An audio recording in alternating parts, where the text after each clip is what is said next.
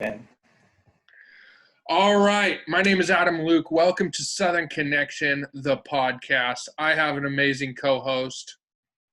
you do, Jeff Ortiz, the big love white guy. Come on now. All right. Well, so what is Southern Connection? Why do you even need to pay attention to it? Well, we're actually going to go into a little depth on that. We're going to interview ourselves because we don't want to just step in and say, oh, we're the experts. You should probably pay attention to us. We want you to know what we're all about, why we do the things we do, and why we believe Southern Connection is going to be for you. So, Jeff, you want to start off interviewing me? Yes, I would love to start off interviewing Mr. Adam Luke, the legend, the Southern California legend. See, you guys thought Southern Connection because he's in Tennessee. I'm in California. Well, at least for now. But the Southern Connection, Southern California, being in the South. Mr. Adam Luke, tell them how we met. Okay, so this is how this whole situation got started. Jeff and I, we went to a place called Hope International University for our graduate programs. The hysterical fact is neither one of us ever had each other in a class.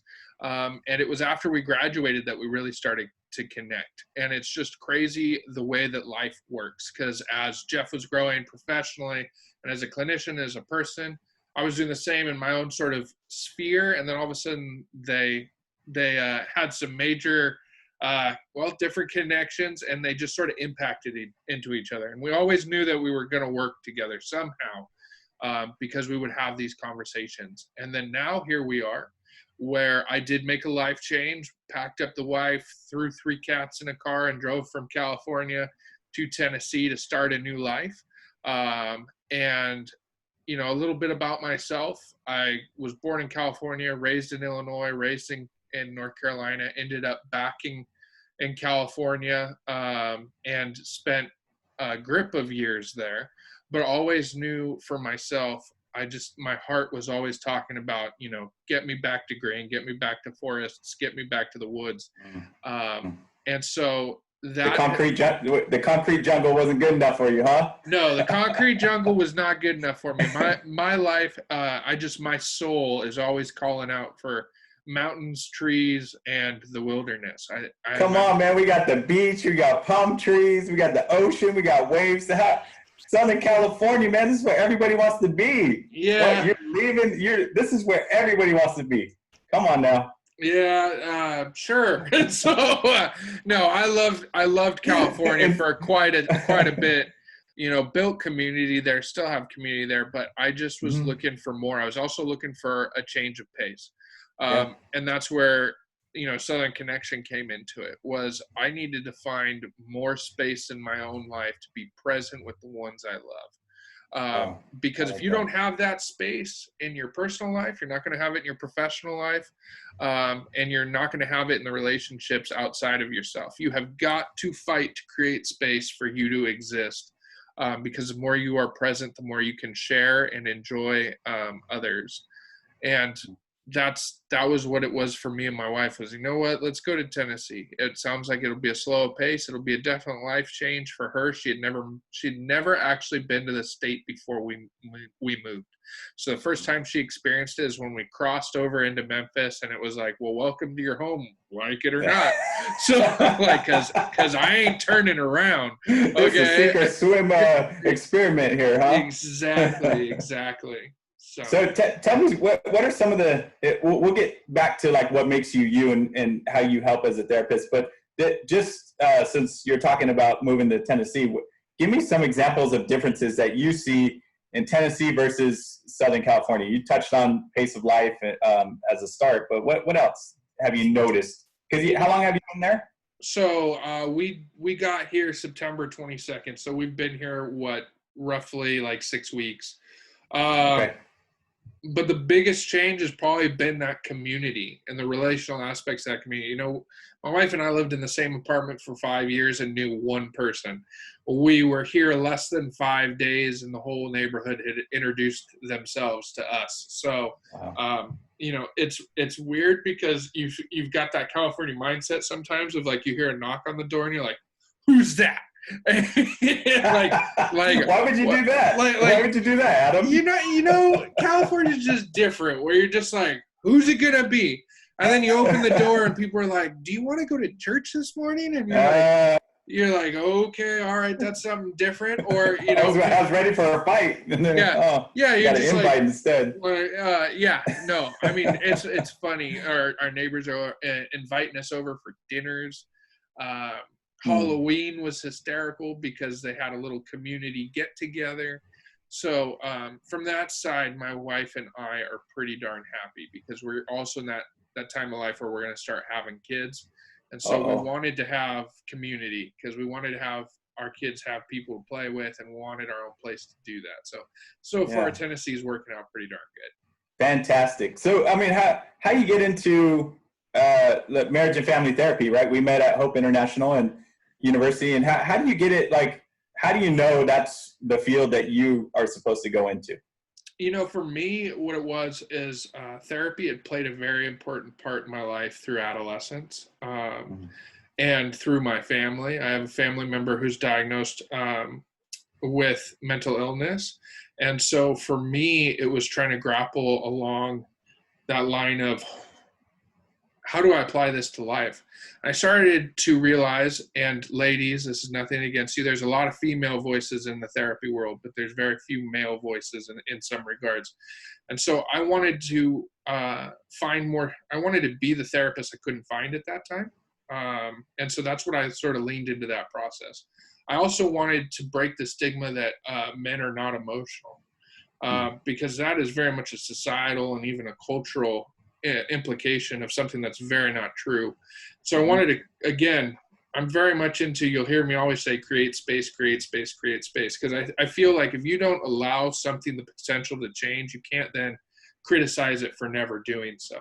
So I wanted to be a catalyst in that way of, you know what, I had some amazing male voices that spoke into my life.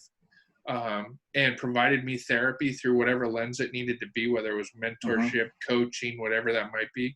And I wanted to be that space for that next generation, because the only way we change this and we bring men more to the table of dealing, feeling, and identifying emotions, the better we're going to be as a society and the more enriched we're going to be in our relationships. And so I was very much raised up in like the typical American household, you know, red meat and potatoes and, you know, rub some dirt in it if you're going to cry. And that works so far to a point where then you're overwhelmed, because I always look at it from an aspect of, you can take pain and hurt and imagine it as a seed and you can bury it. And for a period of time, the seed goes away, right? But if anyone's ever buried a walnut, it sucks when it turns into a tree. And now it's harder to get out. It's harder to reclaim that space in your life. And so I want people to be able to sort of sit through those seeds of life and pull out and say, you know what, I want to plant these flowers, but I'm not going to plant these thorns.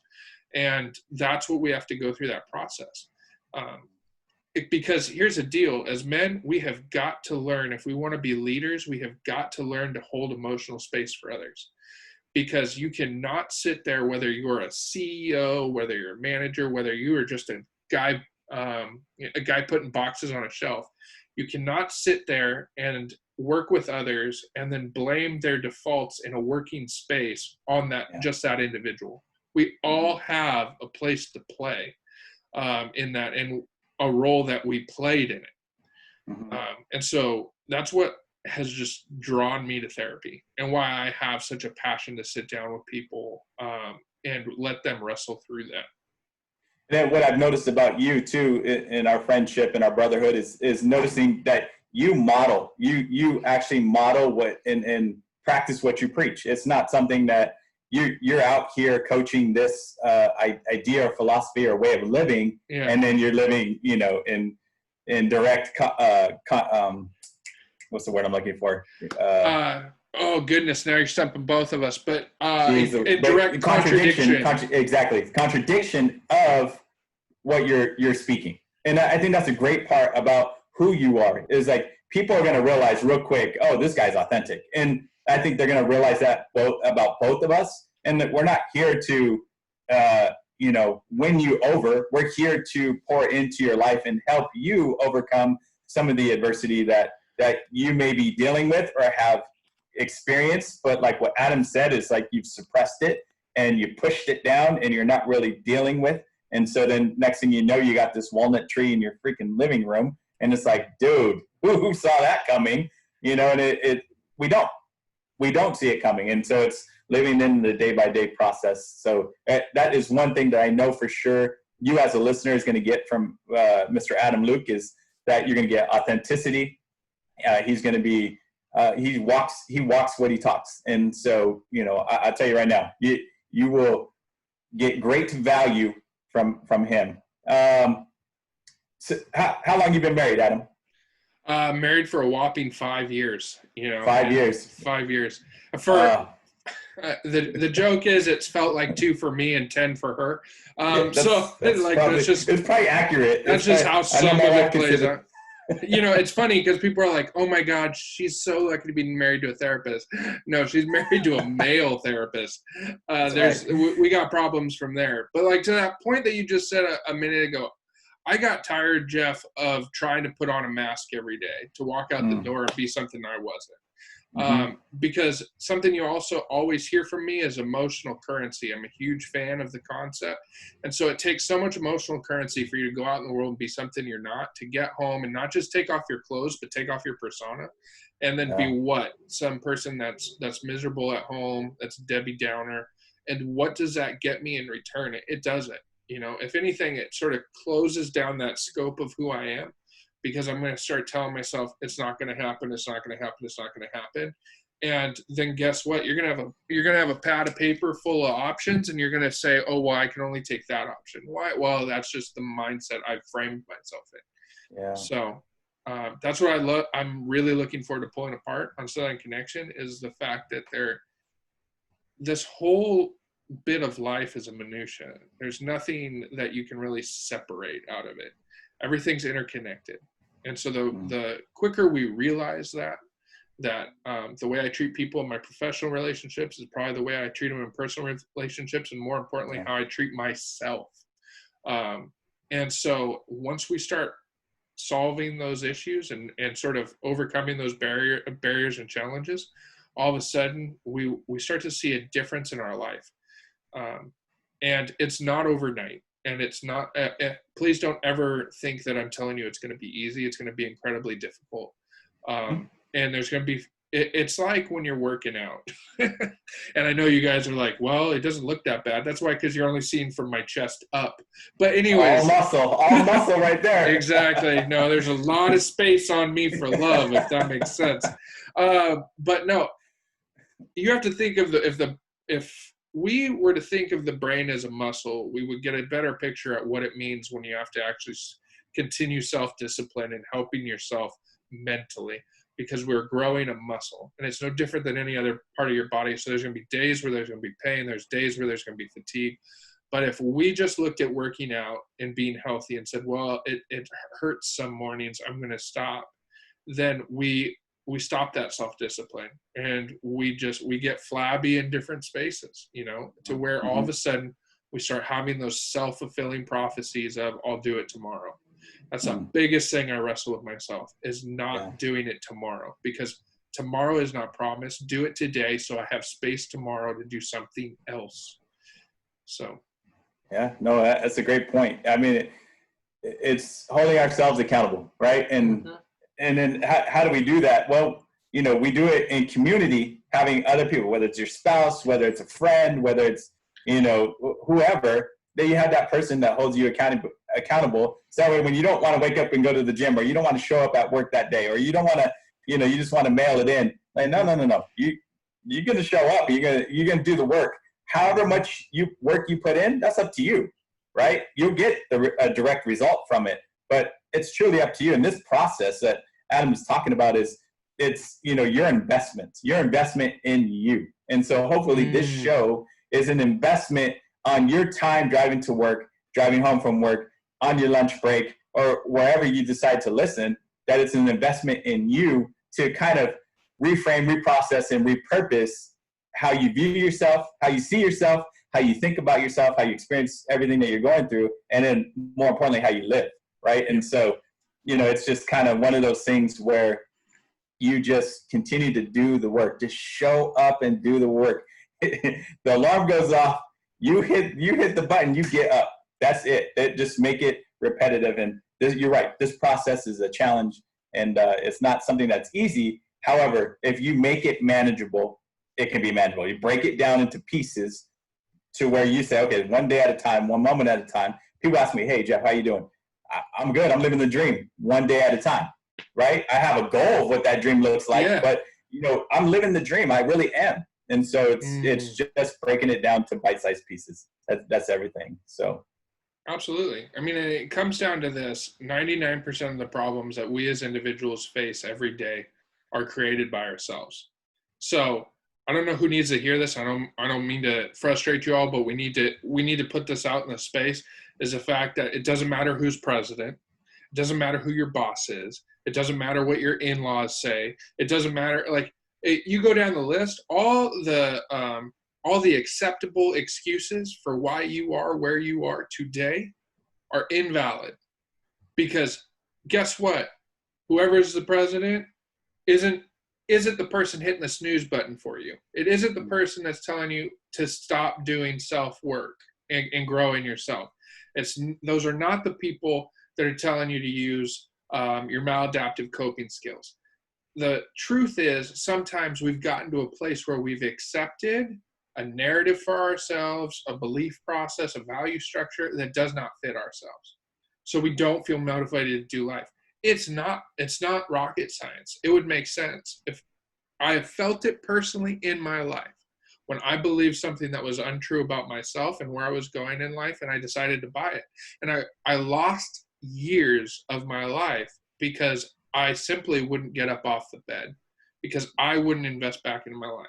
So what I really want out of Southern Connection is the fact that we want you in your driver's seat. We want you to be the author of your own life story. Because in the end, when they're getting ready to print this book, when you're on that deathbed, I said it years ago, the voices in your head that told you couldn't will ask you at the end of the road why you never tried. And that's what Southern Connection's about. Because I don't think there's a single relationship that's irredeemable. We can make it work if you want to put in the time. It's going to take work. It's going to be stressful. Yep. So we'll be doing nothing. Nothing, exactly. If you do nothing, it takes the same amount of time. Same amount of energy sometimes too. Absolutely. That heavy weight doesn't go anywhere. So you want the heavy weight. It's like I saw this meme that says, choose your hard, right? Hard, you can put in the work and choose your hard, or you can sit in the despair and the depression of hard, and you can choose that. You get the opportunity. It's the ownership. You owning what you give. Everything about it. Absolutely. I love that, brother. Well, guys, now it's time for you to learn about the mysterious and ever so sensual sensual, right? Wow. Jeff Ortiz. No, this guy is the bald bomber, as I'd like to call him. He's he's awesome, but you can't see it because he's got his amazing hat on. But this gentleman's got a infectious smile and laugh. But also the reason why I wanted to put this guy is he's just full of insight. And he pushes and he pushes. So, Jeff, I'd love to know a little bit more about yourself. What got you in the space of like, hey, I want to help people relationally? Yeah, I tell you what, it wasn't something I was born with. Perhaps I was born with it, but it's not something that I grew up thinking that I was going to help people. I had a challenging life, right? And I grew up in a family that has parents and that have opinions and sisters that, that they're loving and kind. We grew up going to church, but we're all still people. And in those people relationships, sometimes we get hurt. And, in that hurt, then you go to school and you get hurt. And, people pick on you and, because of the way you look. And I grew up the overweight kid, the fat kid, and got picked on a lot, got in a lot of fights, got in a lot of things. And, over time, I kept growing up, and I discovered the game of football in high school. And I realized you could hit people and not get suspended for it anymore. And I said, that's the sport that I want to play. And, I played that sport. It was fun. I enjoyed it. But that's how I identified myself, as that person, like of doing things. You know, I didn't know who I was. So then I lived this life, and you know, after high school, I ended up dating this girl, and she got pregnant. I don't know how that happened, but she got pregnant. Had my first son at the age of 20. We ended up getting married at I think I was 23 at the time. And like I said, I still didn't know who I was. I didn't know how to handle emotions. You're talking about, you know, relational or emotional currency. I'm like, what are you talking about, man? If you would have talked to me at 23, I'd be like, what? Who are you? Where'd you come from, right? And I understand it now and that's the goal, is to help people understand that too. But I didn't know what it was. I didn't know how to express myself. I was that person who allowed the tree to grow in underneath his house, right? And into his living room. And I had to deal with it eventually. And that deal with it came as a result of divorce. And so I am now remarried marriage and family therapist. This field chose me. That's the best way to put it.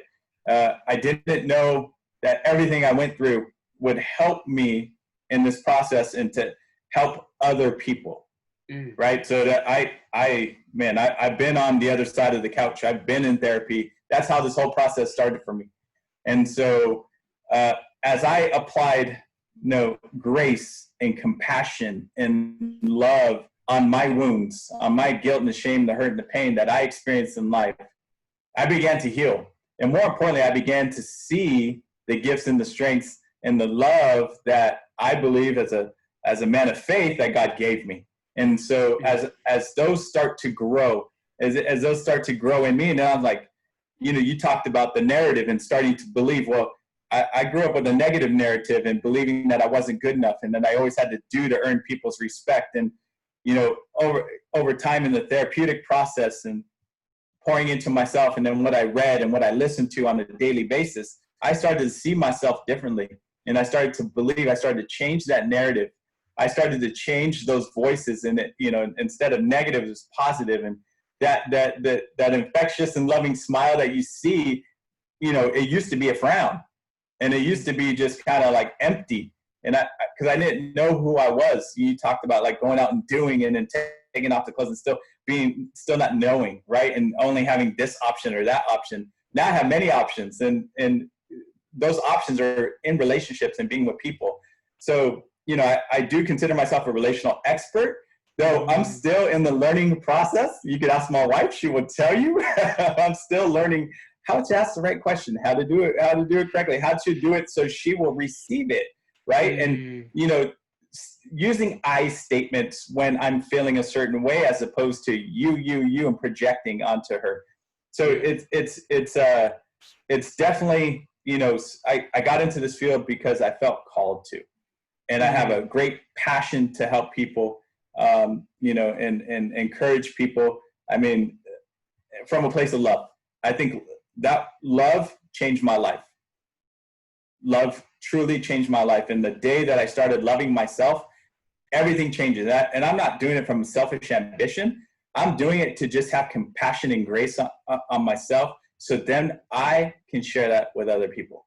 And when we do that and we share that with other people, like you said earlier, we change, but so do the people around us, because it's just infectious and it doesn't stop, and it just radiates and permeates. It just connects, and it just fills the air, and it's like everybody wants some of that, right? You know, I don't know if you've ever.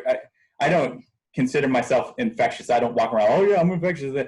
But I see people and I'm like, oh, I want some of what he's got, like, right? Yeah. You know, and I'm like, oh, I want some of that. We all see that. We all see those people, and that's what we gravitate towards, right? Because we're like, oh, what are they doing? What's their trick? How did they figure it out? That's what I gravitate towards. And so that's, you know, in helping people, I just guide them, looking and searching and tilling, like, through their guilt and the shame, the hurt and the pain, and replacing it with grace, love, and compassion for themselves, and recognizing truly how heroic they are to go through all those life experiences and get to that place that, oh, I see it. You know, I don't look at my perspectives the same way. And I talk about reframe, reprocess, and repurpose. And what I mean is reframing, like how I saw my childhood. I don't see it the same way. I'm like, I'm glad I went through everything I went through, because that's what made me who I am today. And when we see things differently, there's clarity in it. Like, I wear contacts and glasses. And the first time I went to the eye doctor, like after I realized I needed them, they put you on this machine and they have these little lenses, and she says, number one or number two? Number one, number two, oh, right? And then you go, number three or number four? I'm like, oh my God, number four. Number five or number six? Number six. Does it get better? Like then you start to read the words on the wall, the ones you couldn't see before. Oh, I can see them clearly now, right? But that's the same with life. When we start putting grace, love, and compassion on the guilt, shame, and hurt, and the pain, we see life differently, right? So that's the reframe process, and then or the reframe portion. Then we reprocess what we think and feel about ourselves, right? I don't think I'm not good enough anymore, right? The experience is when I start to feel a certain way, I start asking questions of myself because I've done the work, right? So I know better to ask the questions of, I'm feeling a little bothered right now. Why am I feeling bothered? Where's that coming from, right? What's going on? I asked the question where before I'd be like, man, I'm bothered.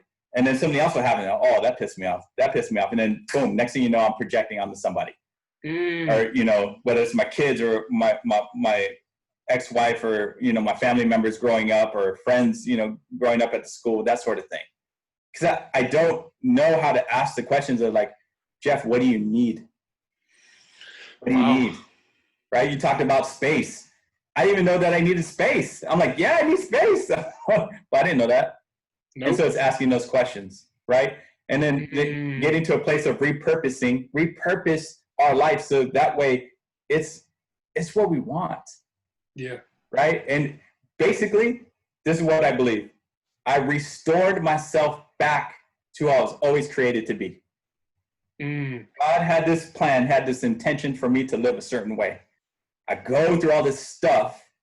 I don't necessarily know. I mean, I grew up in the church, but I don't know a lot about God, like that relationship and like the guidance and like kind of like having that dad that that shows you how to do it.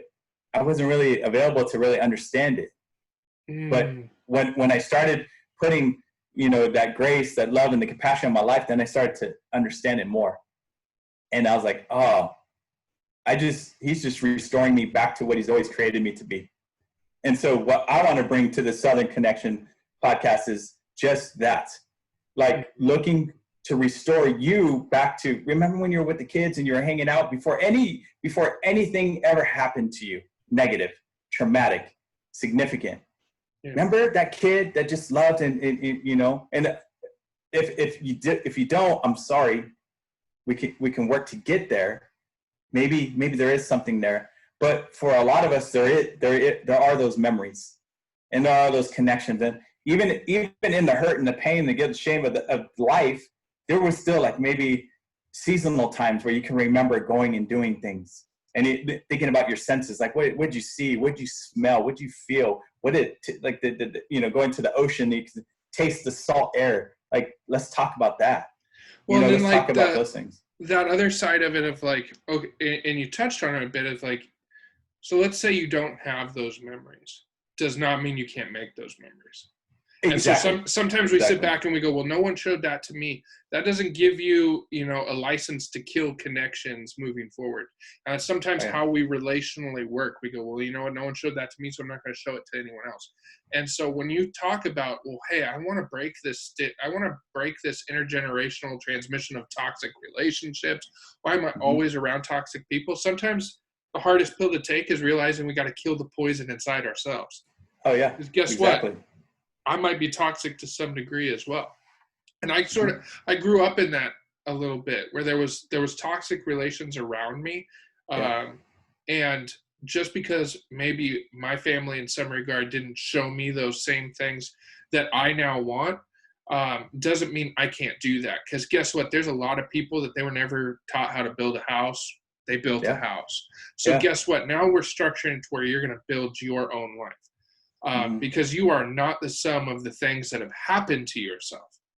And if that's all we're going to go and just say, well, you know what, that those lead up to what my destiny is going to be, that is sad look on life, because no one here is stamped with a this is your make, model, and know-how. Nope, we get to determine a lot of that, and that's the power we want to bring into Southern Connection. So I'm never going to tell you this space is going to be easy.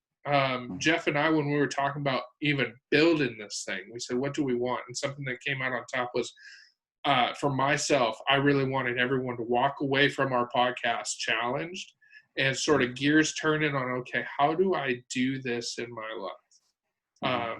Because I don't want this to just be a church high. You know, you come, you listen for 30, 45 minutes, you go, wow, that's awesome. The first thing you do is someone backs up, cuts you off, and you're like, you MF. Like, it's going to happen, but I don't want you to, I don't want to just throw that knowledge out all the time. I want stuff that's tangible. So.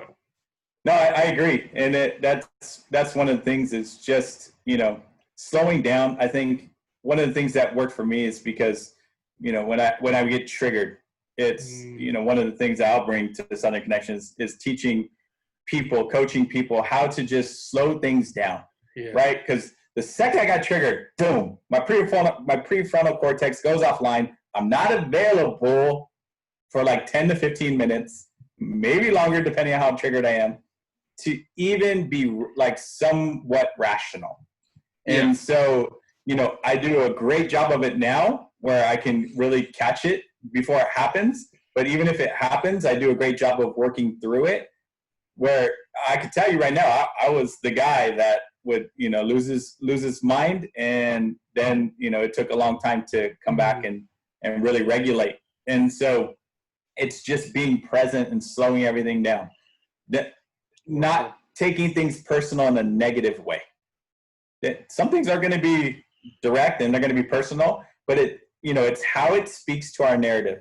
If we have a negative narrative, we're gonna spin it in a way that is like, oh man, once again, I can't do anything right. Once again, I messed up. And we're just not hearing it correctly, right? And so we're not just listening to the fact, just like listen to the facts. Be an observer and listen to the facts. Take whatever information you need to take and work through it. Is there anything that you can own in that? Maybe it's all of it. Maybe it's a little bit of it. But don't allow it to go up to your negative narrative, because then you're going to spin it and you're going to be like, look, I can't get through this. I'm a problem. I'm everybody. So I can't figure it out. It's that woe is me starts creating. And then we get to that victim state mentality. And that's just a whole mess of stuff. Contradictory to taking ownership of anything you could possibly take ownership of, and, you know, make the tweaks necessary. Yeah, I have a coaching background. I used to coach high school football. So I'm always trying to help people get the most out of who they are in their relationships. And, you know, they just see it differently. And if they could just tweak it this way, and when they feel this, what wants to come out? And if you can stop that from coming out, what can you produce instead of? And so it's just kind of getting the most out of people so they are living the best life that they can possibly live possible. So they're walking, like they turn off the car, like, I get it. Now I get it. You know, and sometimes we may be saying give some great content, and you're just not able to receive it yet. And that's okay. Over time, I believe in this process, eventually it'll click. You'll be like, oh, and then you'll remember all the other stuff because it'll still be there. You'll be like, oh, I can apply this, and this, and oh, okay, I get it. And that's okay. There's no pressure for anybody to get any of this information right off the bat. Shoot, I didn't. I'm a therapist. I've been doing it for 6 or 7 years now, and I'm still work in progress, right? That when I went through the divorce, I want to change, and I still had to work through. It wasn't like all of a sudden.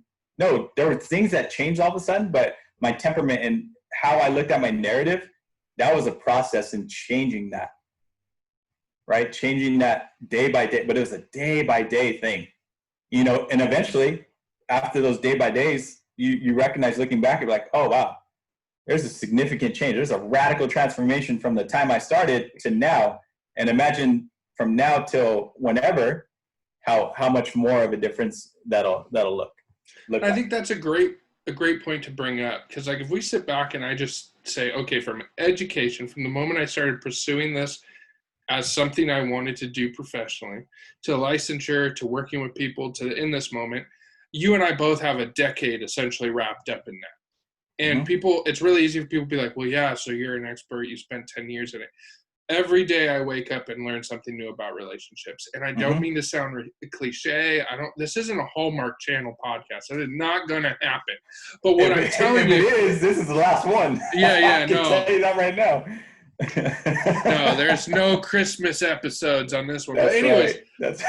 but bringing it in, it's the fact that like you have got to allow yourself to always be a student of life. The second you meet someone and they just say that they have mastered it all or they're the expert, they don't need any additional education, cut that person out of your life. The reason being is that person is not growing. Nothing in this world stops growing and keeps living.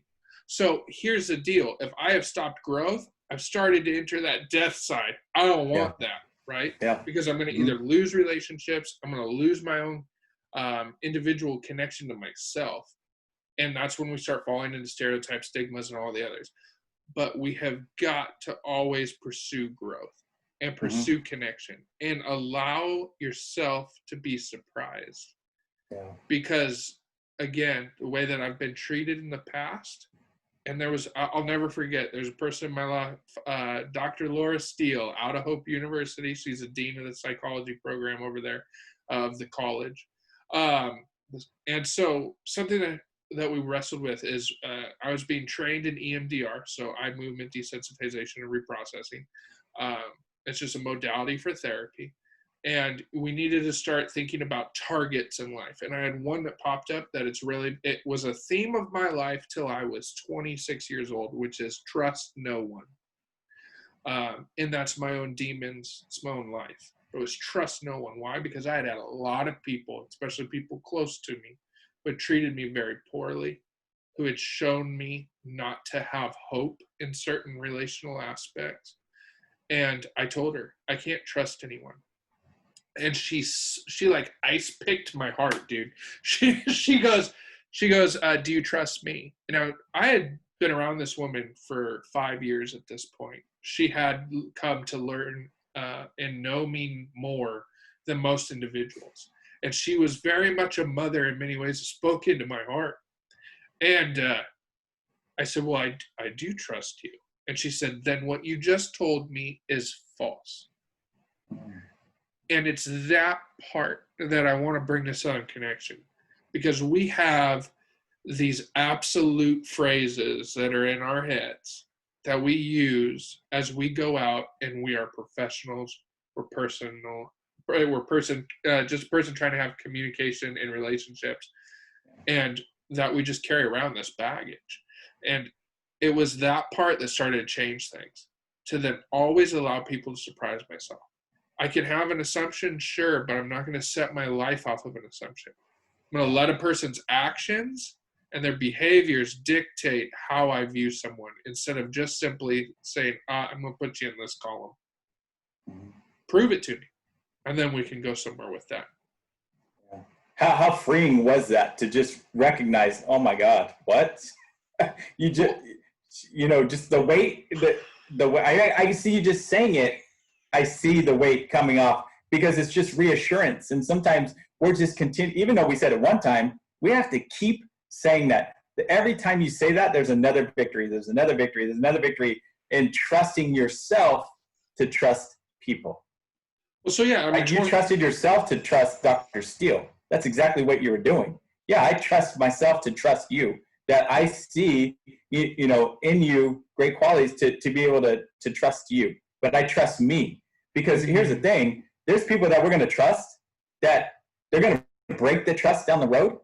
But even when they do, that's not a reflection of us. No, we trust us, right? That they're going to have to deal with the consequences of, whatever it is that lost your trust.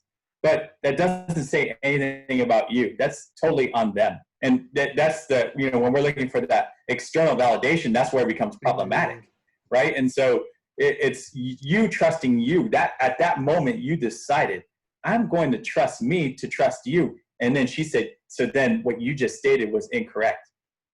Right. I mean, Now 26 years. That's the yes, thing. Like, that's the thing that blows me away is when you sit in that space and you go, holy crap, for 26 years, I've been kind of getting this wrong. And we have to give ourselves that space. Sure, maybe your number's 33, maybe your number's 50. It doesn't matter what your number is because you've just clicked over to the spot of freedom. Because you've decided I'm not going to live my life based off of a narrative, off of a sentence, off of a stigma. And so what was it like? It was fundamentally life-changing because I now have relationships that I know I wouldn't have had before. Why? Because I very much was someone who just sort of, I played the statistics like, I don't think that person's going to be safe. So I moved on and I didn't engage, right? So what was I doing? I was limiting my connections. And how does that play out in life? It rarely ever plays out positive. You can always be your own best friend, but it doesn't mean that you're going to have relationships and connections throughout your communities, throughout your professions, throughout whatever you're looking for. And so once I started to go, you know what? I need to change that. Some people aren't trustworthy, but it doesn't mean that I can't trust others. And that was the thing that in my mind, in my trauma, in my learned life experiences, I had just fallen into an easy generalization. I trust no one. No, some people are not worthy of trusting, but there are other people out there that are worth having relationship and connection. Yeah. And that's where we have to target. There's a couple of times you brought up setting healthy boundaries, and recognizing where you need to place a healthy boundary that works for you. And you've done it, probably all since you started being aware of the things that you need to put healthy boundaries around, you've done that. And that's the thing that we want to coach you to recognize those flags, those red flags that come up in you that you need to set a healthy boundary here, right? And so there's going to be times where you're going to have to say no. Like, I'm a recovering people pleaser. So I want to say yes for everything, right? Because I understand what external validation, like, oh, I feel great. People love me. Great. Oh, yeah. But I need to recognize I can't be everything for everybody. And as I'm working with clients and coaching clients and coaching professionals and individuals in their respective fields, that, I'm not doing it for them. Yeah. In the sense that I'm looking for the external validation, right? So I'm helping them. I'm doing it because I love to help people, but I'm not doing it for the result of what they do. That's a better way to put it. Their success is not reflective of me. I'm bringing my best because I want to help people, right? And so I can't work with this client and like realize, oh man, they're giving me, they're having a tough time, and they're just stuck in that cycle and they're spinning. And they haven't figured out how to get out, and we're trying to work together for them to get out. And they're just in a down place right now. Well, if I take that on as reflective of me, how am I going to be available for the next person, right? And this is life. Like, let's be a man in the world, and then you got a wife and kids. And what if your wife's not happy with you, and you take that personal, and it's a reflection of you? How are you going to show up for your kids? How are you going to be the best dad for your kids? Are you kidding me? It's not going to happen. No, because it speaks to that negative narrative, right? And so it's really recognizing, okay, I got to put healthy boundaries around certain people, certain things. I don't want to expose myself to these, toxic, you talked about toxic environments, toxic relationships, toxic people. That's okay. You can set boundaries around that. There's nothing wrong with that, because what you're saying is you matter. And when you start saying you matter, and here comes the grace, here comes the love, here comes the hope, here comes the, the compassion for yourself. All right. Then you're going to start to see life differently, and you're going to live it differently. So, yeah, I mean, I think collectively, like you said, like the experience and just being us, like just more than anything, I hope you see how genuine we are. Even though we have these pasts, and, we have our demons, and we have the obstacles that in the adversity we've been through. Hopefully we're an example of, like, we'll keep working through it. I don't think I'll ever have arrived. As long as we do this podcast, or as long as I still have breath, I will never have arrived. That is my goal is to keep working, to keep growing, because I don't want to die like you talked about. I just want to keep growing, and I want to keep helping people. The more I know, the more I can pour into somebody else. And, you know, as we're doing that, as we're giving you information and content strategies to being the best you possible, then, you know, you will start to see it yourself. The goal is for you to take it and own it. I can tell you what to do, but if it fails, who are you going to blame? You're going to blame me. But if we do this together and we just suggest things, and you're like, you know what? I want that. Take it. Mm-hmm. Anything we have out here, this is all borrowed, bought, shared, traded. Like everything we learned from other people. So take it, make it yours, share it with the world. Let everybody else know, hey, there's this, you know, there's an opportunity, there's a way to look at life differently. Absolutely. Right? And there's also this great podcast that, you know, Southern Connection. These guys they're funny, they have fun, but they also just break things down, teach it in a practical way so that I can be relationally healthy and emotionally engaged in everything that I do, like with people and just really understanding who I am and what I have to give to the world. Absolutely. And everything you've said, Jeff. I mean, my desire for this is just for more people to start putting themselves in the driver's seat of their life, you know, authoring their own life stories. Because again, we'll just call it out. I mean, we had an election last week. We had a lot going on. There's a lot of people. This is how it was going to be from the start. Whichever way this thing went, 50% of the country was going to be upset. Mm-hmm. There's going to be problems. Mm-hmm. Well, so here's the deal, though. There's a lot of people that took their lives, and it started 2 years ago. Oh, well, whatever happens in this election. Well, I'll wait till then, and then I'll grow after.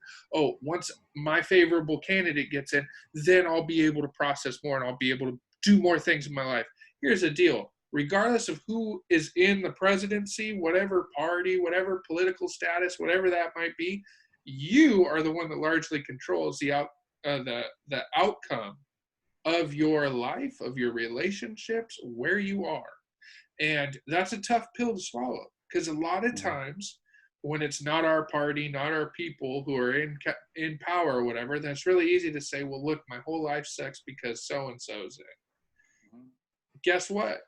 A hard pill to swallow is to realize that regardless of whoever's in power, you can still be successful in life. You know, it's the thing that just blows me away. And I got stuck in the same trap, you know, because it's easy to say, oh, well, if this outcome comes out, then I'll do a little more. I'll have a little more space to be present.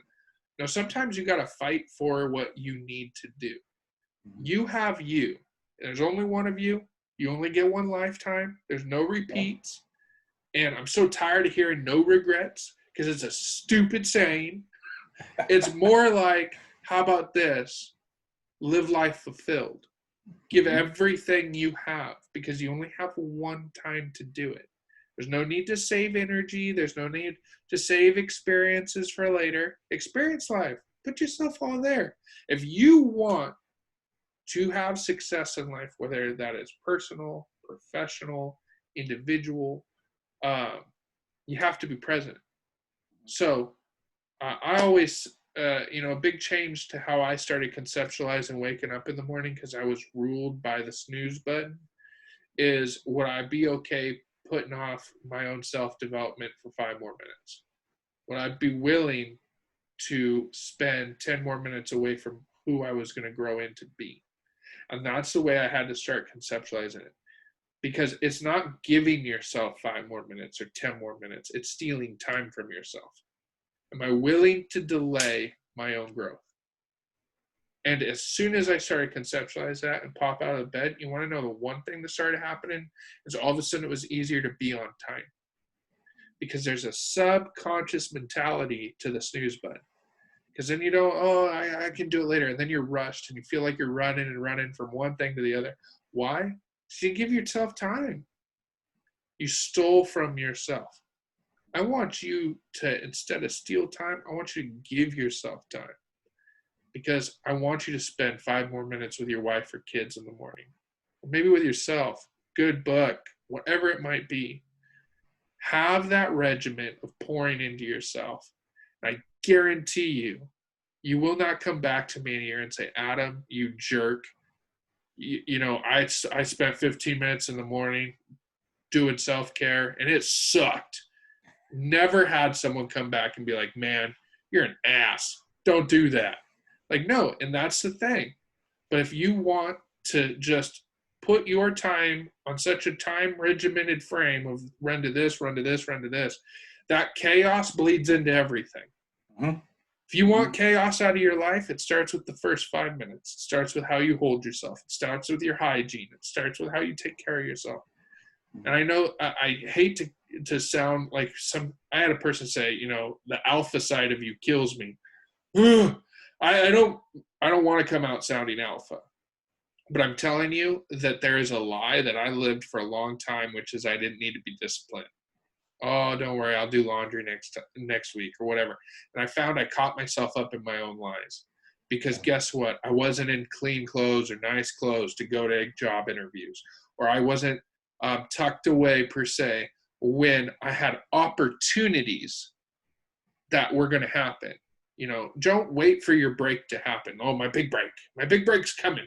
Well, if your big break shows up and you're in a stained t-shirt and jeans with holes in them, why is your big break going to hold around for you? It's not. You need to be ready. And so you never know. Start your day out with a hope that today might be the opportunity for that job you want, for that relationship you've been looking for, whatever that might be, but you're going to have to show up. Yeah, I hear you. Just the common theme of what you're saying is like take ownership. Take ownership of what the things you can take ownership of. That snooze button, that alarm button goes off, you get up and go. And set the tone for the day. You got to own everything, and what you take in, how you pour into yourself is what you're going to put out. Mm-hmm. I mean, that's just the bottom line. Yep. If you're not pouring into you, how are you going to pour into anybody else? And you got to.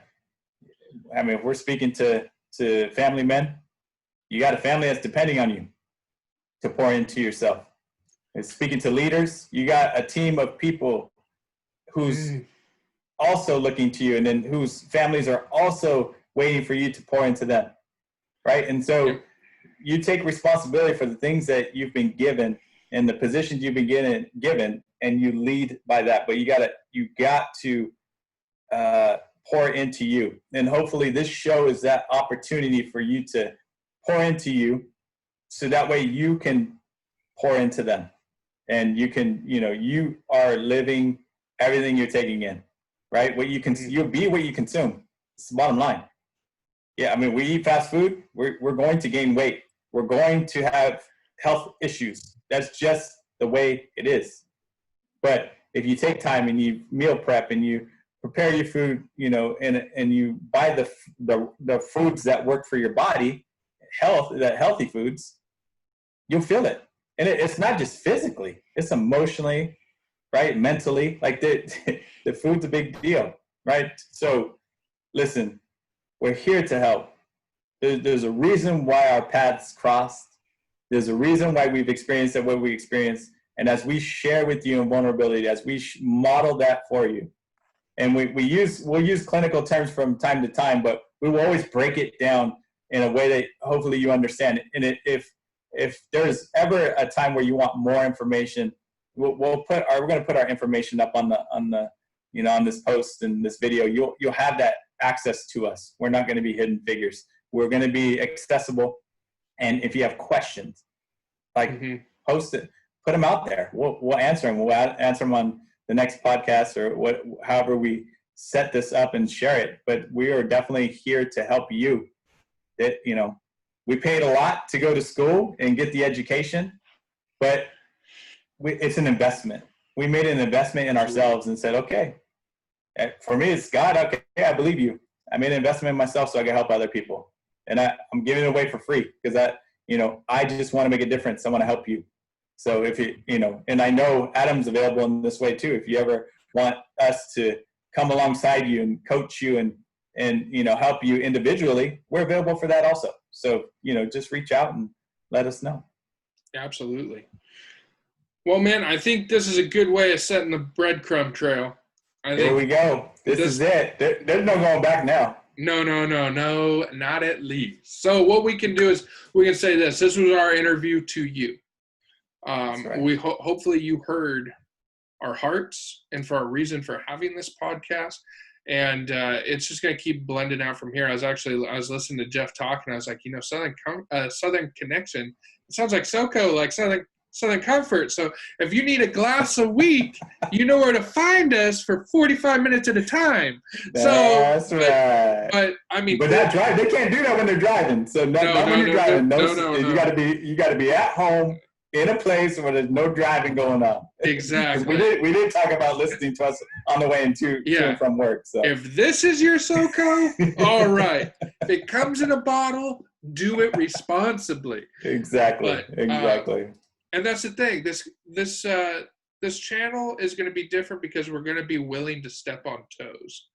So I know I brought up the election. Probably people were like, God dang it, just something that doesn't have this. I know. I was hoping that you wouldn't bring that up, but look, you did. Great. Here we go. All right. Already alienating people. No, the thing is, you alienated your co-host, man. Well, it's been lovely to have this podcast with you. It'll never happen, and so therefore, I'm kidding. I'm messing. You know me. No, I get you. Know me. But that's the thing. We're going to talk about the difficult stuff, right? Yeah. Because if we don't talk about it, then there's no need for you to listen in. That's right. So yes, we just launched this thing. This is our baby getting off the ground right now. Once we get our information up, like he said, please feel free to contact us. I look forward to it. Or say, always give us a theme, because sometimes that's what our podcast is going to be based off. We're going to have a weekly themes, something that we want to talk about, and then just how it integrates itself into just the life that we're living, the things that we are experiencing. So it's been awesome. Again, my name's Adam Luke, licensed marriage family therapist in California and Tennessee. I will have my information out if you want to reach out to me for whether it's going to be therapy or it's going to be coaching of some kind. And then good old Jeff, you got to tell them where you at. Yeah, Jeff Ortiz, licensed marriage and family therapist in Southern California for now. But I have a feeling one day I'm going to end up really close to Adam Luke. So that's coming. I'm pretty sure that's going to happen. I actually know that's going to happen, but it's not until next year. So, I'll get licensed out there as well. And help you with whatever it is you need help with. That's what we're here for. That is our heart's purpose, and we, like I said, we cross paths for a reason. And that Southern connection is, not what you thought, right? You didn't think we're from Southern California. I know that's for sure. But being relocated to the South, that's, I'm looking forward to that adjustment and that change and learning, culturally and like how different it is. And that's going to come. But for now, we are men that are just, loving our wives, living in community, and figuring it out how to do it well too. We're constantly learning and doing those things. So yes, our information will be up there. We are available. We're not hiding. We're out there. Well, again, Mr. Luke. Thank you for spending some time with me, Jeff. You're welcome. And likewise, reverse that statement. For sure. Well, for everyone else that was listening, thank you so much for spending some time with us. We look forward to spending more time with you as these roll out. So enjoy your family, enjoy yourself, live life, find a way to steal some time for yourself. Be present. That's right. God bless, guys.